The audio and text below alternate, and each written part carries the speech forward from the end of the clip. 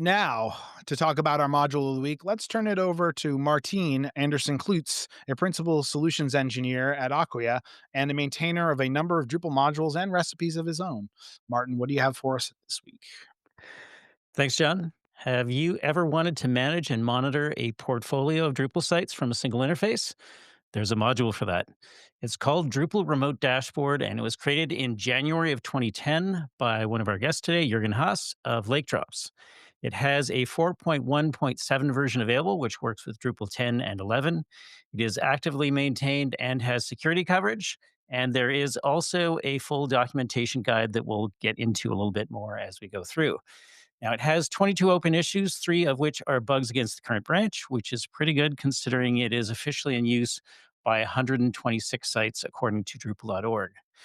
Now, with the module installed for each monitored site, you'll be able to review information like the version of core, modules, and themes, as well as the status report. Note that the dashboard and monitored sites do not need to be on the same major version of Drupal core. You can also collect any block from a remote site to include on your dashboard or access the error logs to review them in the dashboard as well. You Hmm. can execute maintenance tasks like taking sites in or out of maintenance mode, running cron or update PHP, as well as flushing cache. The dashboard will also allow you to rebuild job schedulers, update translations from Drupal.org, change user credentials, or execute arbitrary PHP code. So you'll definitely want to be selective about who will have access. From the collected status information, you can show a status widget for each domain to display grouped traffic like status levels for security, health, tuning, SEO, and others.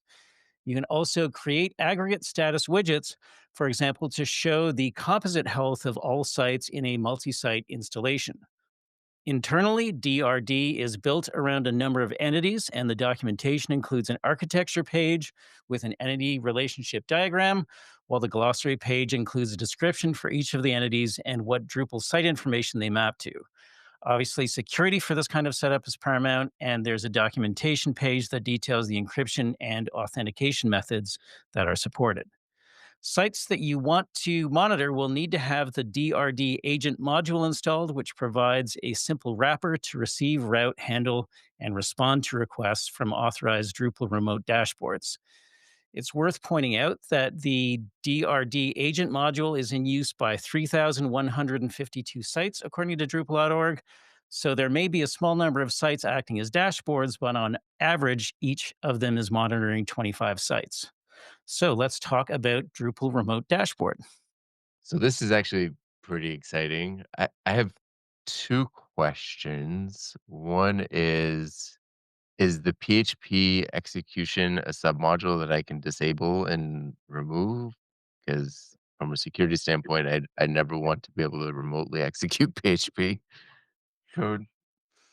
It's currently not a submodule, to be honest, but I can see the point. And if not already possible, I actually can't remember myself if it's driven by a permission, probably, and then you could turn it off. Otherwise, it is just a plugin, and we could just remove the plugin or disable it somehow. So that shouldn't be a Oh, blocker. okay. Yeah. Sounds I hear like me. Nick could create a patch for that if he so wanted to. Yeah, I might have to do that. And then the other question is, it sounds like the dashboard is more of a pull architecture, so I could run this like locally on my machine and monitor, but not have to have it somewhat hosted somewhere. Does it work like that? Can I monitor my sites from a local like DDEV instance? Yeah, that's exactly it. Oh The my god. What you need on the remote side is really just an agent that responds with render arrays from the remote side, which are requested from the dashboard, and it doesn't matter where the dashboard is running. So yeah, you can keep that local to yourself. I'm gonna ask a somewhat cheeky but kind of serious question. I'm noticing that this module is almost at this point, what, 16 years old, right? No. I'm wondering, like, in a future version, like, any plans to, like, do some AI integration here where, like, I could ask Drupal AI, like, which sites need to be updated, and it would just kinda list them out for me? Like, I feel like that would be kinda cool. To be honest, I don't have future plans for it.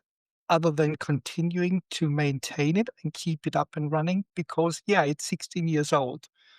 And back then, well, Y overnight, and you're well, also a really busy guy with other things, so yes, understandable. but technically, actually, if I had to start today, I wouldn't start with DRD again. I've done it this way 16 years before because there was nothing available that would have done the job for me. But today there are so many monitoring tools around that probably doing it in Drupal isn't what I would do today. But every time I mention that I will probably turn down to minimally maintained, I get so much pushback from all the people using it.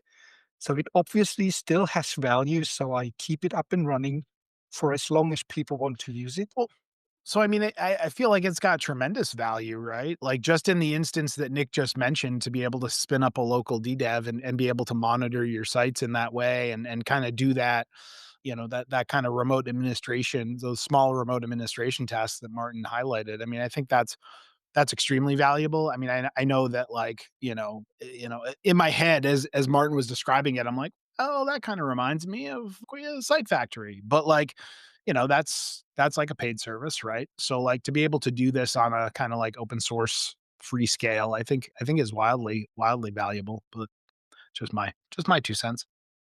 Yeah, it looks like a few agencies feel exactly like that and continue using it.